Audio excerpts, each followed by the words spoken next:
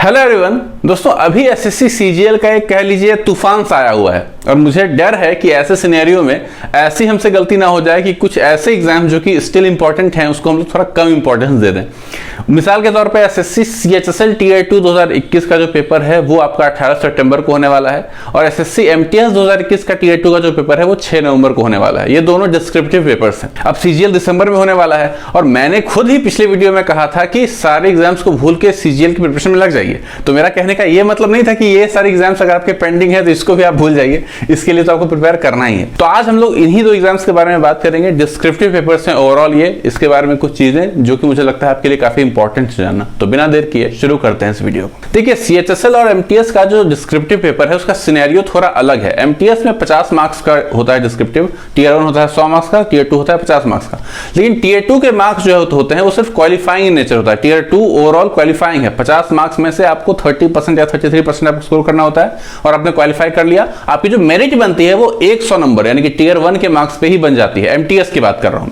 लेकिन सीएचएसएल में कहानी अलग है। इसमें आपका टीयर 1 होता है 200 मार्क्स का, उसकी कट ऑफ निकलती है। वो क्वालिफाई अगर आपने किया तो आपको टीयर 2 देने का मौका मिलता है जो कि आपको 18 सितंबर को है और टीयर 2 होता है 100 नंबर का और आपकी मेरिट जो बनती है वो 200 प्लस 100 यानी कि 300 नंबर पे बनती है। यानी कि सीएचएसएल का जो टीयर 2 है वो काफी ज्यादा इंपॉर्टेंट हो जाता है। एमटीएस का टीयर 2 भी इंपॉर्टेंट है बट उतना नहीं। आई थिंक क्वालिफाई करना बहुत ज्यादा मुश्किल नहीं है, कर सकते हैं आप लोग बहुत आसानी से। अब मेरा जो इनकाउंटर रहा है डिस्क्रिप्टिव पेपर के साथ वो बहुत ही सरप्राइजिंग रहा है। जब मैंने एक्सपेक्ट किया है कि मेरे ज्यादा मार्क्स आएंगे तो कम आ गए थे। जब मैंने सोचा था कि शायद कम आएंगे इस बार डेफिनेटली तो ज्यादा आ गए थे। तो मेरा यही सजेशन रहेगा आप लोगों के लिए अपने एक्सपीरियंस पे बेसिस पे कि डिस्क्रिप्टिव पेपर जो होता है उसमें आप कोई मार्क्स एक्सपेक्ट मत कीजिए। आपको जो भी मैक्सिमम एफर्ट करना है उसके पहले जितने भी लेवल्स हैं, 1 लेवल हो या 2 लेवल हो या 3 लेवल हो, उसमें ही अपना एफर्ट दे दीजिए। टीयर 3 से बहुत ज्यादा मार्क्स एक्सपेक्ट करना सेंसिबिलिटी नहीं है। आपको सरप्राइज करने के लिए तैयार रहता है ये एग्जाम। मैं श्योर हूं कि आपने ऑलरेडी काफी प्रिपरेशन के लिए शुरू कर दी होगी। इंपॉर्टेंट टॉपिक्स ऐसे इसके कलेक्ट करना शुरू कर दिया होगा आप लोगों ने कि उसी में से कोई एक टॉपिक हमारे एग्जाम में आ जाए। लेकिन इस प्रोसेस का मैं बहुत बड़ा फैन नहीं हूं दोस्तों। रीजन कि मान लीजिए कि आपने 50, 60, 70 टॉपिक्स ऐसे आपने जमा कर लिए और उसमें से वाकई एक टॉपिक आपके पेपर में आ भी गया तो उससे फायदा क्या हुआ? सिर्फ टॉपिक मिल जाने से, क्योंकि आपने इस टॉपिक को पढ़ रखा था तो सिर्फ उसके बेसिस पे आप अच्छा ऐसे लिख दें ये जरूरी नहीं है। एक्चुअल में डिस्क्रिप्टिव पेपर में अच्छा स्कोर करने के 2-3 तरीके होते हैं। सबसे पहला कि आप अच्छे एसेज और अच्छे लेटर्स पढ़ें पहले। दूसरा, आप खुद से लिखें। आपने मान लीजिए कोई टॉपिक आपने खुद से कोई रैंडमली टॉपिक ले लिया या किसी ने आपको दे दिया, उस पे आप लिखना शुरू करो। और सेम टॉपिक पे अगर एक बुक में दिया हुआ है एक ऐसे और आपने लिखा है, मैच करो कि आप में कहां कमी रह गई, कहां और बेहतर आप लिख सकते थे, कहां आप और डेटा पुट कर सकते थे।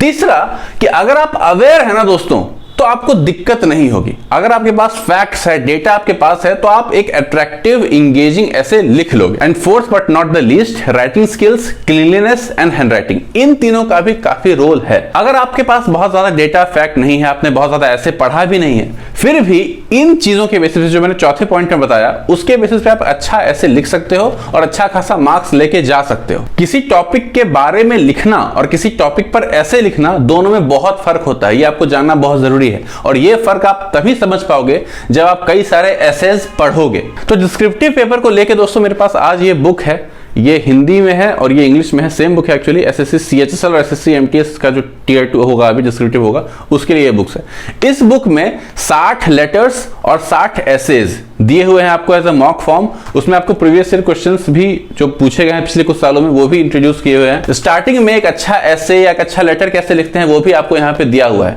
प्लस इसके जो टॉपिक्स हैं वो मुझे बिल्कुल ऐसा लगा कि मैंने भी सीजीएल दिया है मल्टीपल टाइम्स टीयर 3, तो मुझे लगा कि जो जैसे टॉपिक्स आते हैं ऐसे में एक्चुअल में वो टॉपिक्स मुझे यहाँ पे दिखे हैं।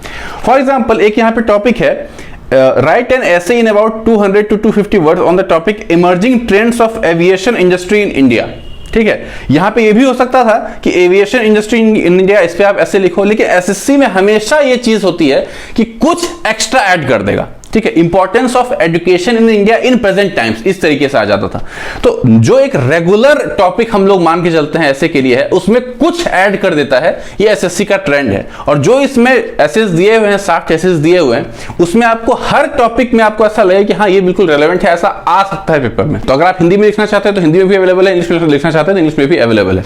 इसका लिंक आपको मैं दे दूंगा नीचे डिस्क्रिप्शन में, वहां जाके आप देख सकते हैं। पतली सी बुक है और मैक्सिमम अगर आप अच्छे से पढ़ते हैं तो एक हफ्ते में इस बुक को पढ़ के आप खत्म कर सकते हैं, कोई बड़ी बात नहीं है। जितने एसेस दिए हुए हैं बस आप एक दो बार सिर्फ पढ़ लो, आपको आइडिया हो जाएगा कि कैसे एक ऐसे को लिखना है। कैची लाइंस, अट्रैक्टिव लाइंस जो हम लोग कहते हैं ना कि शुरुआत में इंट्रोडक्शन में डालना होता है ताकि अच्छा लगे देख के एग्जामिनर को ज्यादा मार्क्स दे, वो सब कुछ आपको पढ़ के समझ में आ जाएगा। और इसमें रेगुलर एसेस सिर्फ नहीं है, इसमें वो एसेस हैं जो एसएससी के पॉइंट ऑफ व्यू से बहुत ज्यादा इंपॉर्टेंट हैं, जो टॉपिक्स उन्हीं पे दिया हुआ है, तो आपको और ज्यादा ये हेल्प करेगी। तो अगर इन बुक्स को आप लेना चाहते हैं तो डिस्क्रिप्शन बॉक्स में लिंक है, वहां जाके आप ले सकते हैं। इसके अलावा जो डिस्क्रिप्टिव में जो आपको कॉपी मिलती है, नोटबुक मिलती है, उसका पीडीएफ में आपको दे दूंगा डिस्क्रिप्शन में, वहां जाके आप डाउनलोड करके उसका प्रिंट आउट निकाल के उस पर प्रैक्टिस कर लो। ये भी काफी इंपॉर्टेंट है क्योंकि नॉर्मल पेज पे प्रैक्टिस करना और उस बॉक्स वाले पेज पे प्रैक्टिस करने में फर्क होता है, तो वो मैं आपको दे दूंगा। और लास्ट में फिर से रिपीट कर दूं कि इंपॉर्टेंट टॉपिक्स के पीछे मत भागिए, इंपॉर्टेंट टॉपिक्स आपको कई सारे मिलेंगे, आप लिखना शुरू कीजिए, 1 2 3 4 टॉपिक ही लीजिए, उस पर आप खुद से लिखिए। जैसे कि इसी में जितने सारे टॉपिक्स हैं,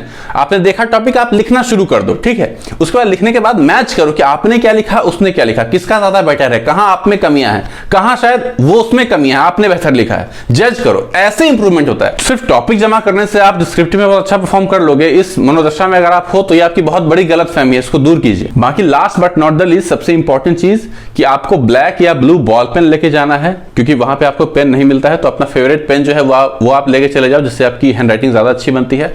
कटकुट आपको नहीं करना है, क्लीनलीनेस पे आपको ध्यान देना है कि साफ लगे, एग्जामिनर अगर आपका नोटबुक खोले तो उसको अच्छा लगे, इंप्रेस हो जाए वो फर्स्ट इंप्रेशन में ही।